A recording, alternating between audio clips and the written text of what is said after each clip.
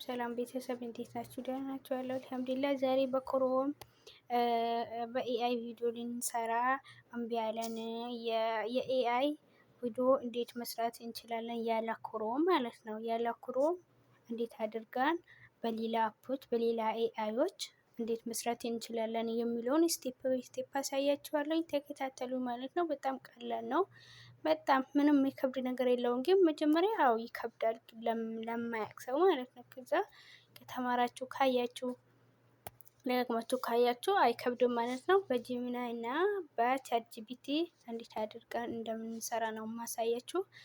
ስክሪፕቱንም በዛው በጀሚናይ ጽሁፉንም በጀሚናይ ቪዲዮንም ፋታውንም ሁሉንም የትም ሳትሄዱ የትም ሳትወጡ ብቻ ሁሉንም ነገር እዚሁ ጄሚናይ ውስጥ ማጠቃለል እንደምትችሉ ነው የሚነግራችሁ ማሳያችሁ። በደንብ ተከታተሉኝ፣ ይጠቅማችኋል ይህ ቪዲዮ ማለት ነው። የቤቱ አዲስ ከሆናችሁ ሰብስክራይብ አድርጉ፣ ነባሮች ደግሞ ላይክ አትርሱ። ላይክ አድርጉ፣ ሀሳብ አስተያየታችሁ ኮሜንት ላይ አስቀምጡልኝ ማለት ነው። እና አሁን ቀጥታ ወዴት ነው የምንሄደው? ጄሚናይ አፕ ትከፍታላችሁ። ከዛም በኋላ አንዲት ትንሽ ሀሳብ ብቻ ነው ከእናንተ የሚጠበቀው ማለት ነው። ለሱ ልትነግሩት ማለት ነው። ከፈለጋችሁ በድምፅ ከፈለጋችሁ በጽሁፍ በአማርኛ በእንግሊዝኛ በፈለጋችሁ ቋንቋ ማለት ነው።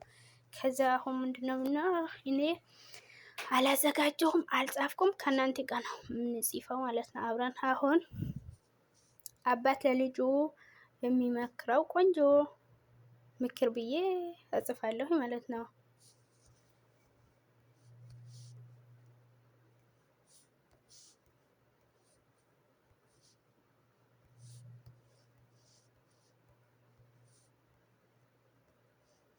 የሚመክረው ቆንጆ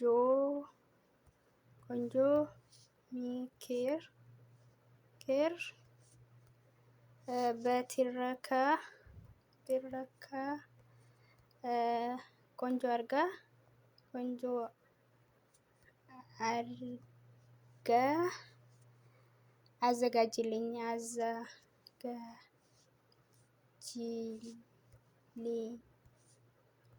ብዬ ከዛ መላክ ነው ጻፍኩኝ አይደል? አሁን የሚሰጣንን አብረን እናያለን። በጽሁፍ ነው የማመጣልኝ ማለት ነው።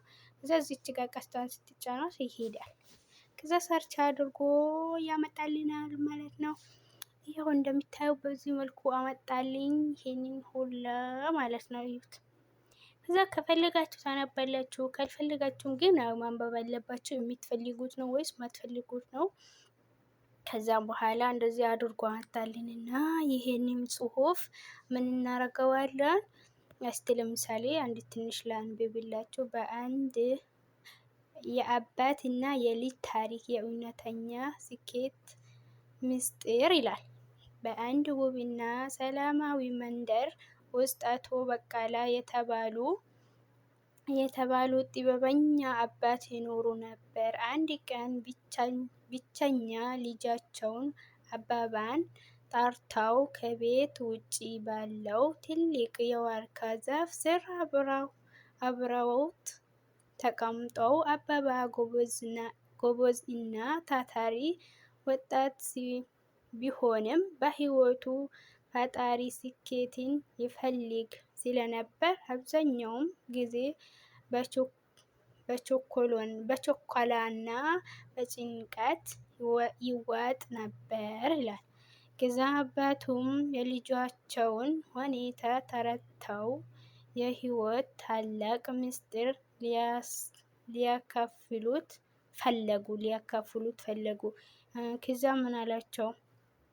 ልጄ ሆይ አሉት፣ በዚህ ህይወት ውስጥ ስኬታማና ደስተኛ ሰው መሆን ከፈለክ እነዚህን 4 መሰረታዊ የህይወት መመሪያዎችን ሁልጊዜ በልብህ ያዝ አሉት። ከዛ አሁን ይሄንን ከሆነ እየፈለጉት እናንተ ይሄን ካልፈለጋችሁ ወደታች ዝቅ ብላችሁ አንብባችሁ የፈለጋችሁትን ጽሁፍ ምን ታደርጋላችሁ? እንደዚህ ትቀቡታላችሁ። ጽሁፉን ሁሉንም አይደለም ይዘን የምናደርገው ማለት የምንሰራው ይሄንን ሁላ እሱ የሰጠንን ጽሁፍ ሁላ አይደለም ይዘን የምንሄደው። የምንፈልገውን ልክ እንደዚህ አድርገን እንቀባዋለን ማለት ነው። ቀለም ቀባ ነው። የኔ ደግሞ በአረብኛ ነው። ከዛ ኮፒ ታደርጉታላችሁ እንደዚህ ማለት ነው። ኮፒ ያደረጋችሁ አይደል? እንደገና ትመጡና እዚች ጋር የፕላስ ምልክቷን ስትጫኗት እንደዚህ ይመጣላችኋል። እንደዚህ ጫን ብላችሁ ስትይዙት ጽሁፉ ማለት ነው። ከዚህ ጋር ፔስት የምትል ጽሁፍ ትመጣላችኋል። እናንተ በእንግሊዝኛ ከሆነ የኔ አረብኛ ነው የሚሆነው። እቺን እነካታለሁ። ከዛ በፎቶ ይለዋለሁ። ከታች በፎቶ ብዬ ጽፋለሁ። በፎቶ ወይም በኢሜጅ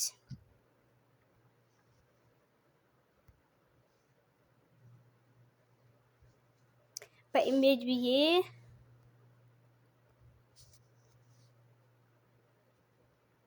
በቃ በኢሜጅ ብቻ ብዬ እጽፋለሁ። ከፈለጋችሁ በአማርኛም በእንግሊዝኛ መጻፍ ትችላላችሁ። ከዛ እንደዚህ ይልከዋለሁኝ በፎቶ ይሰጣኛል ማለት ነው። ይሄ አሁኑን ጽሁፍ እረፍ። ለምንድን ነው እንደገና ላድርገው? ቆይ ከዚህ ውስጥ ሳልወጣ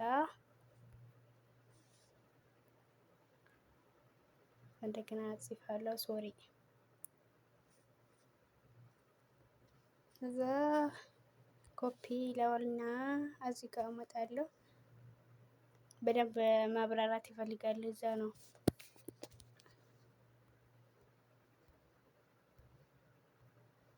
በኢሜጅ አዘጋጅልኝ።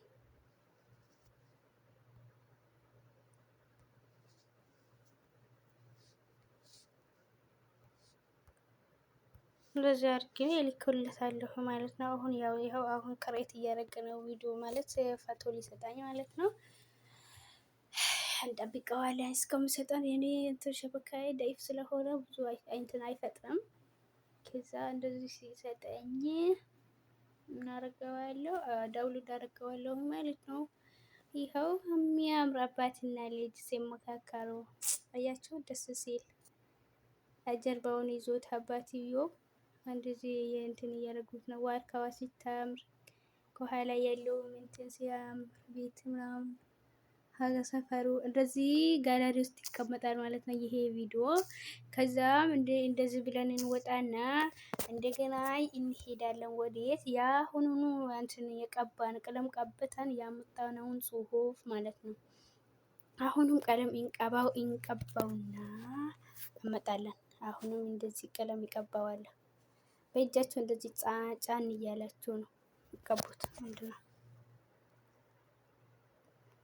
አሻራዬ አልሰራ ሊለኝ ነው እንዴ? ጉድ እኮ ነው። ጊዜ እንደዚህ አርጌ እንደገና ኮፒ አደርጋለሁኝ ማለት ነው። ከዛ እዚህ ጋር ይመጣና ፕላስ ምልክቷን ይጫንና ወዴት ይሄዳለው? ፎቶ፣ የአሁኑን ፎቶ ላመጣ ማለት ነው። ከዛ እንደዚህ አርጌ ፎቶውን አመጣዋለሁኝ። ይኸው የአሁኑ ፎቶ ጋላሪያችን ውስጥ ተቀምጧል። ከዛ እንዴት እንደዚህ አርጌ ሰርች እንትን ማለት ክሬት አድርጎ እንትን እስከምጨርስ ጠብቀዋለን። ከዛ ደግሞ እናደርጋለን። ወላሂ ሶሪ ሸበካይ ሰሞኑን ሊያሳብደኝ ነው የምር። ቶሎ አልሰራም። ቆይ እስቲ ዝርዝር እያልኩኝ ልስራላችሁ ከሚቆይ። ከዛ እንደዚህ ያመጣልኝ። ኮፒ ያደረኩትን ጽሁፍ እዚህ ጋር መጥቼ አመጣለሁ። ጽሁፉን ኮፒ ሳላደርግ ነው እንዴ? አይ ቆይ ቅርታ። የሆነ ጽሁፍ ራሱ እንደዚህ አድርጌ ከዛ በኋላ ኮፒ ያደረኩት አድርጌዋለሁኝ አይደል? እዚህ ጋር መጣና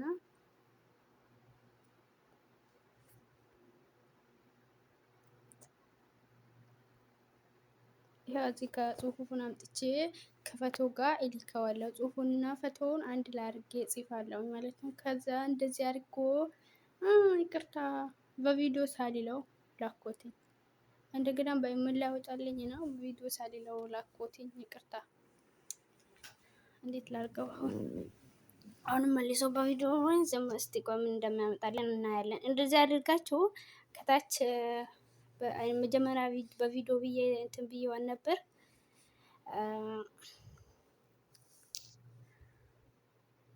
መጀመሪያ በኢሜጅ ብዬ ጽፌው ነበርኩኝና እናንተም ደግሞ በቪዲዮ ብላችሁ የአሁኑን ጽሁፉንና ፈቶን አንድ ላይ ትሰጡትና ከዛም በቪዲዮ ብላችሁ ከስር ትጽፉለታላችሁ ማለት ነው። ቪዲዮ አዘጋጅልኝ ብላችሁ ስትጽፉለት በቪዲዮ አድርጎ አመጣላችኋል ማለት ነው። እና እንደተማራችሁበት አልጠራጠርም። አበረታቱኝ፣ ላይክ አድርጉ፣ ሰብስክራይብ አድርጉ። ሀሳብ አስተያየታችሁን ኮሜንት ላይ ያስቀምጡልኝ። ይህንን ይመስላል። በአዲስ ቪዲዮ እስከምንገናኝ ባይ። መልካም ቀን፣ መልካም ጊዜ፣ የስራ